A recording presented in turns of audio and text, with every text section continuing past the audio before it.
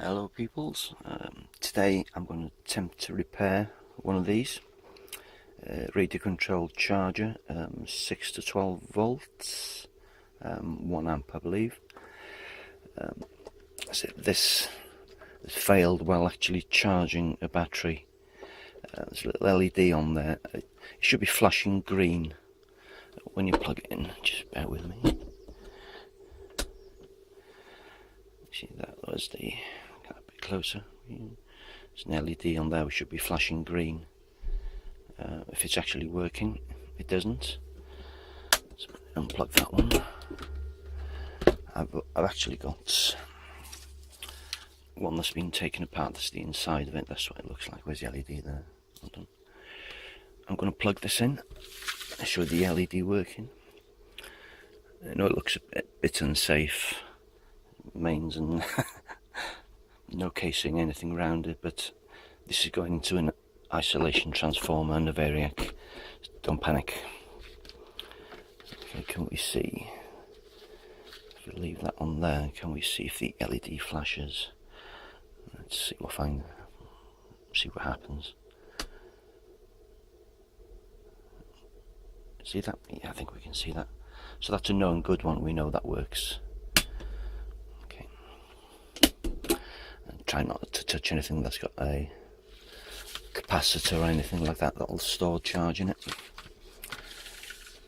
So I've got that other one so I can compare. I'm going to take this apart and have a look at the insides and see what happens. There's a couple of screws in there, so I'll take that apart off camera and I'll turn the camera back on. Okay, so that's its top cover off. I just did with the other one, so I know how to get these out of the housings. Can we have a look in there? Can we see in there? There's a couple of holes in there, but they're actually like riveted plastic over to hold the PCB in place. So firstly, we're going to have to. I'm just using something like a 7-8mm drill. I'm going to try and get rid of that countersunk plastic in there. Well, the riveted bit.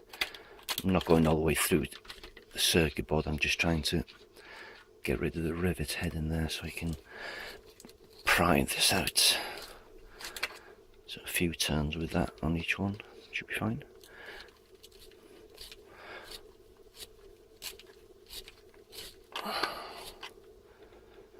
So I probably wouldn't use a drill on this. You know, a power drill. You just probably go just straight through it.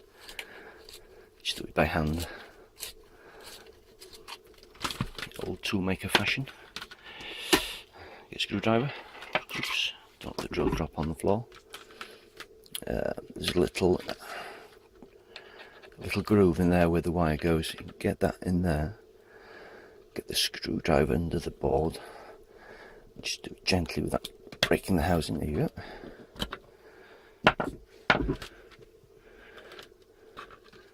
Ah, good job, sir. Nothing broken. Okay, so that's what we got. Let's turn that round so I get my bearings. That side, primary side, all this side. And this is the secondary low voltage side. Does look like many components on there.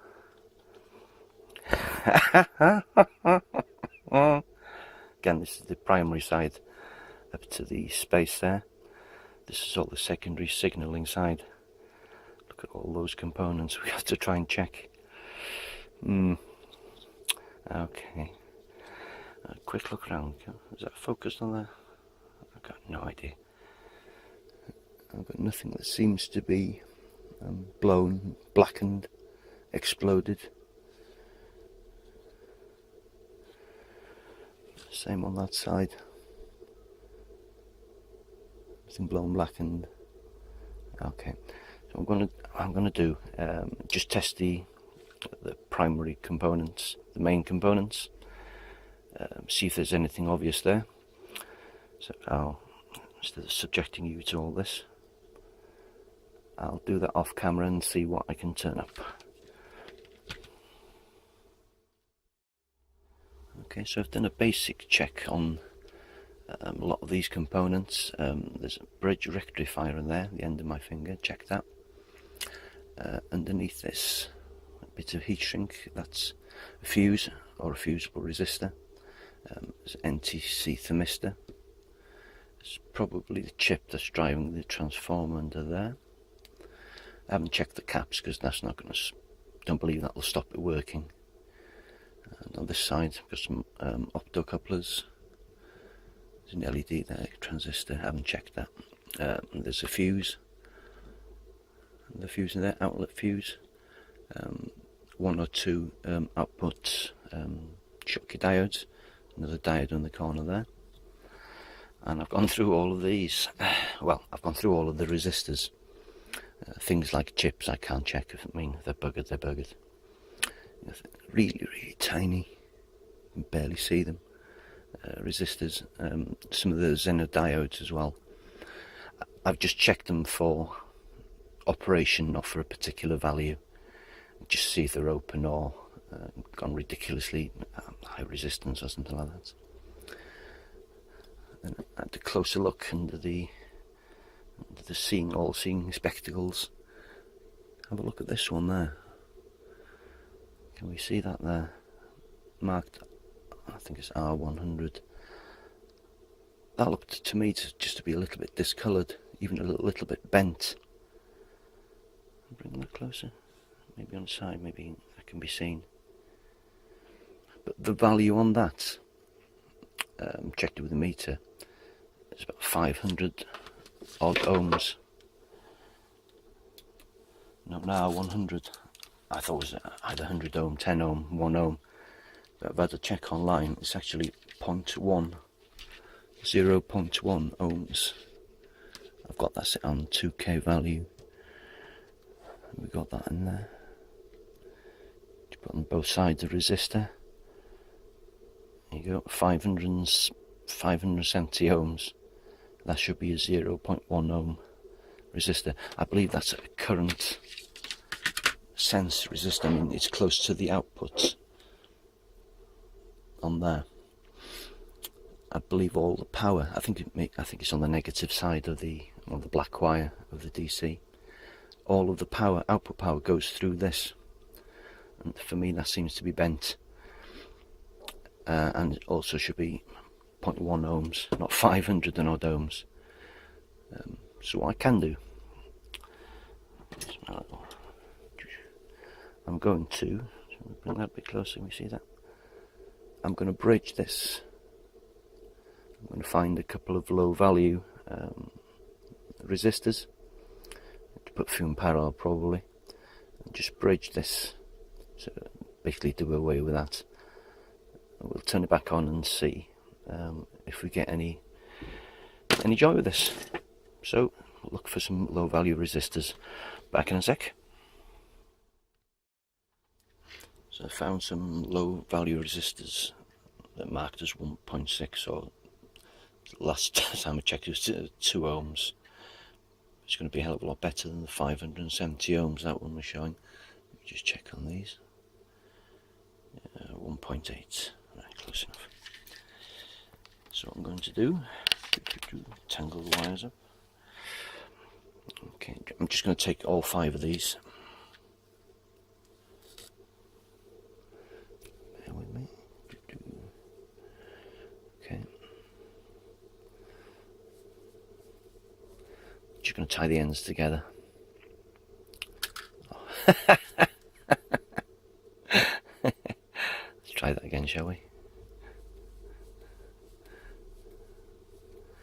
Stay. Tie the ends together.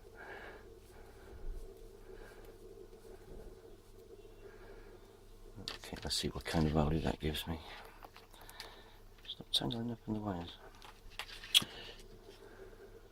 No, not very good at tying things together. I'll solder them in a second. Okay, what's that give me? 0.6 ohms. That should be fine. Where's my solder?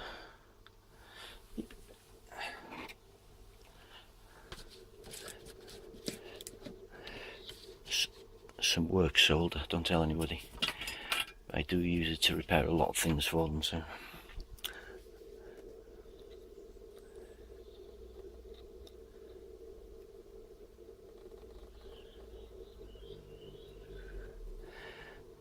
Solder that in together.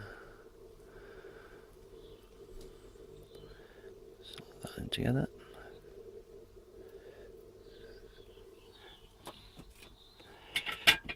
Okay.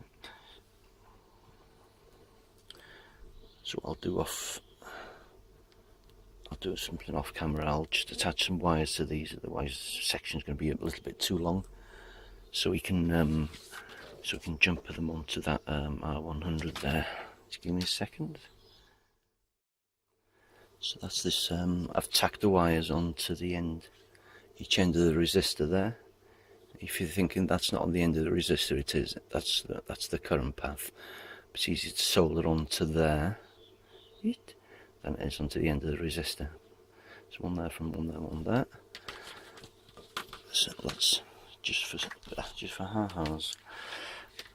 Let's have a look at check on the resistance between those two now. There you go, 0.05, down from 570 something. Let's see if that works.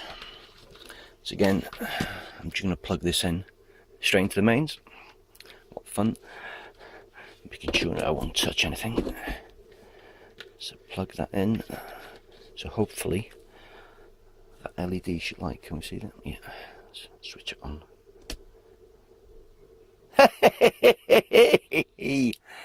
Oh yes. Just say, oh, we found a problem. We found a problem. Hold on. I'll switch this over to DC. Let's check if we've got any output on this. Try not to touch anything that's live. I know this is an open circuit voltage, nothing connected to it. It's over 20 volts as well. 24 volts. Ooh. And I always say, it's never the resistors when you check anything. It's never ever the resistors until now. Hey! See if we can find the battery now so we can try it. Excellent. Let me switch that off. Turn red. Want to turn red? That's it. That works. Okay. Bear with me while I find the battery. Okay, so this is what I use for testing chargers. It's an old bike battery. It's got a few wires coming off at different taps and this and that. So what we've got there now, see the meter's 6 volts, so between there and there, that's a 6 volt pack. So if I've got the charger switched off at the moment. Can I stick that on there? Will that do? Let's try it, shall we? So you can measure if the voltage increases while the charger's plugged in. 6 volt, that should be fine. We'll rest that on there. It's a bit of a spaghetti mess, but let's plug that in. Can we see that? See if the LED comes on there, actually charges. Red light comes on. That shows that it's charging. That's fine. Did that voltage rise just now? I'm sure it did. 6.8, 6.9. Okay, so that's the 5 cells there. They're more or less fully charged anyway, but let's see if that increases.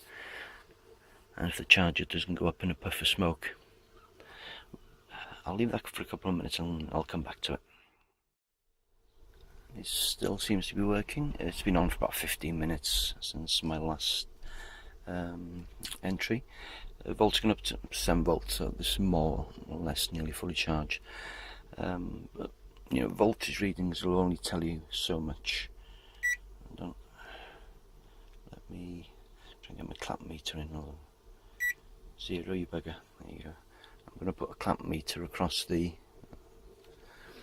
one of the input wires to that. Can I shove that up without shorting anything out? There you go, it's cycling between going up to 0.2, is it? And you're up to 0.3 amps and dropping down. So it's putting some current in, then dropping down, checking the voltage, then going back up to 0.33. So now I've got some current going in there.